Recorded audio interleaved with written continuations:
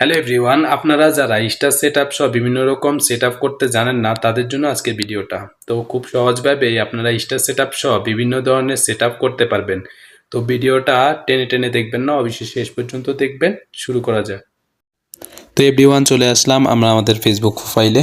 তো এখানে আমরা স্টার অপশনে ক্লিক করব এবং এখানে সাইন আপ লেখা আছে, নিচে দেখতে পাচ্ছেন 30 দিন হয়ে গেছে আমার। তো সাইন আপে ক্লিক করলাম। এবার সাইন আপে ক্লিক করার পরে আমরা দেখতে পাচ্ছি এখানে আমাদের নাম, আমার জন্ম তারিখ এবং আমি কোন জায়গায় আছি সেটা দেওয়া আছে। তো এখানে আমি দেখতে পাচ্ছি কিছু সমস্যা রয়েছে, সেটা হচ্ছে সৌদি আরবে আমি চেঞ্জ করব এবং আমার জন্ম তারিখ চেঞ্জ করব।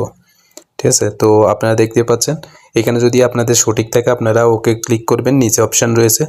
যদি এটা ভুল থাকে তাহলে এডিট অপশানে ক্লিক করবেন। এডিট ইনফরমেশনে ক্লিক করলে আবার আপনি ঠিক করতে পারবেন। তো আমি এখানে জন্ম নিবন্ধন আমার ঠিক করতেছি। আমি এখানে আমার যে তারিখ সেটা ঠিক করতেছি এবং সালটাও আমি ঠিক করব। তো আমার 2000 সাল আমি দিয়ে দিছি, ওকে ক্লিক করব। এর পরবর্তী আপডেট ইনফরমেশন। তো আপডেট ইনফরমেশন দেওয়ার পরে এখানে স্টার লোডিং হচ্ছে, স্টার সেটআপটা লোডিং হচ্ছে, ওরা দেখতে পাচ্ছি ওকে করে কিনা। তো ওকে হয়ে গেছে, আলহামদুলিল্লাহ স্টার সেটআপ হয়ে গেছে, আর্নিং স্টার থেকে শুরু হয়ে গেছে অলরেডি।